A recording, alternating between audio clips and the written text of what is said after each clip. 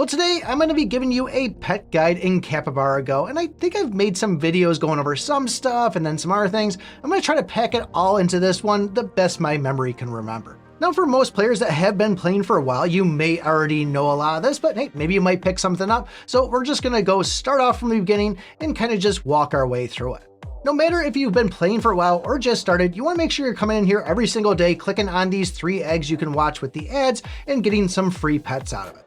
You can see next to that we can hatch 15 pets for 15 eggs, but really you want to make sure you save up and hang on to the one that's going to be 35 pets for 30 eggs. One of the big things people say inside this game is to save everything until that event pops up. If you don't have this third slot unlocked, you want to make sure you open up as many pet eggs as you can, regardless if there's an event coming up, to make sure you open it up. In order to unlock it, we need to get to level 9. You can see we're on level 5 down here at the bottom, and for every single one of those eggs that we open, that's going to add to that counter down the bottom. But once you get to level 9, that's when you're going to be able to equip that third slot, get an extra pet out there, and do even more damage. So when it comes to putting levels on these pets, the ones that are only going to count towards your CP are the 3 that you have slotted inside battle. And you want to go and pump as many levels as you can into those 3. And that should always be your main focus, keeping those 3 as high as a level as you can. But if you still have some pet food after that or copies to upgrade other ones, you want to start down at your grays and take them all to level 5. Once you get those, move up to your green, and essentially you're just working your way up in rarity, getting them as many as you can to level 5. Once you achieve that, then you can go back through again, start off at the grays, and then work your way from 10 all the way up to the rarest rarity. And if you haven't figured by now, you're going to do the same up to level 15. Now it gets a little bit trickier once we can go and take them up to level 20, because we're not going to be getting those passive stats of the plus attack, plus defense, plus HP. What we want to do then is you want to wait till you can go and take one of your pets up to level 25. And that'll be the same process again with starting on your grays and then moving up to your greens. Occasionally, if I can go and take a pet up to level 25, and then the next one maybe only like up to level 23 or 24, I'll go to that one that's already at 25 and see, am I able to take it up to level 30? The higher the level of the pet means the more currency it's going to take and more copies to get it up to the next level.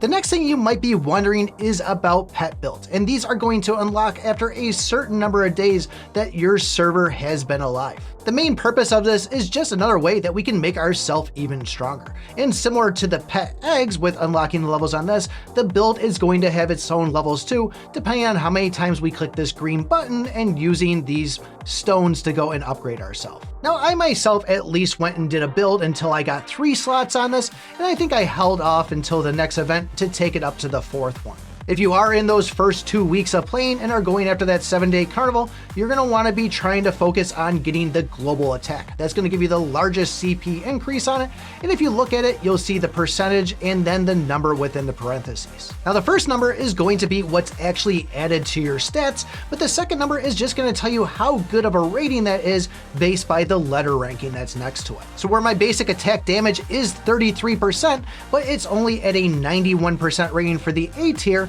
if I were to go and get a 91% rating at an S tier, that might be more like 37%. But if I wanted to get something better at that A tier, I could keep on re-rolling to say maybe get it at 100%, where I might see it being at 35% an increase for being at that A tier. Regardless of where those stats are, you could use Everstones to lock things in, but you really don't want to use these things at least until you get all 5 slots unlocked and probably even get your build level a little bit higher than that. Starting off, you're probably going to focus a lot on getting those global attacks, global HP, global defense, but as you get further into the game, your priority is going to shift a little bit, and that's where we want to focus on basic attack damage reduction and skill damage reduction. If you go over to your attributes, you want to make sure that your damage reduction plus your basic damage reduction is going to add up to 75% or more if you're below chapter 81. And same thing with the skill damage reduction.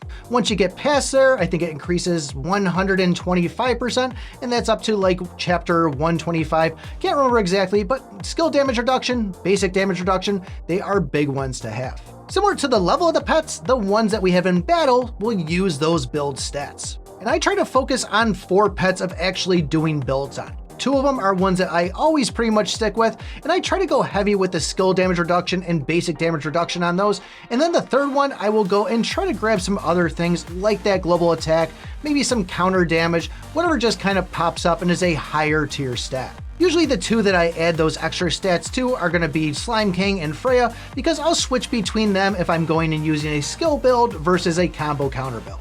So you may have noticed that some of the pets I have a little crown over the top of them, and that's because I have the Arcanas statue for that pet unlocked. You can go and purchase these things from the crystal shop, which is mainly going to be where you're getting a lot of your currency from doing guild stuff, so make sure you're at least joined up on a guild if you're not already. But you may have noticed there's 5 pets in there right now, and there's no Elsa inside this. And I get this question a lot. When can I see it? When will I get it? Where is this Elsa statue?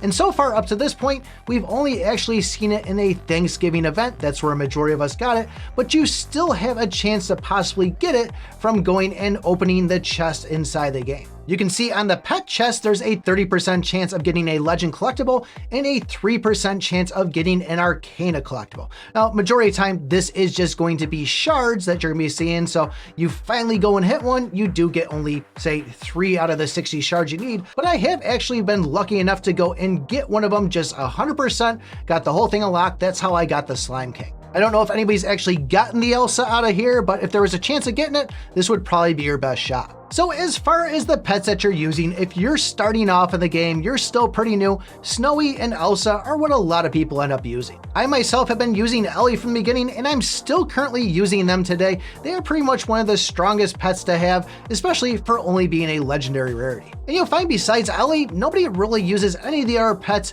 They're pretty much using the Mythic or the Immortal.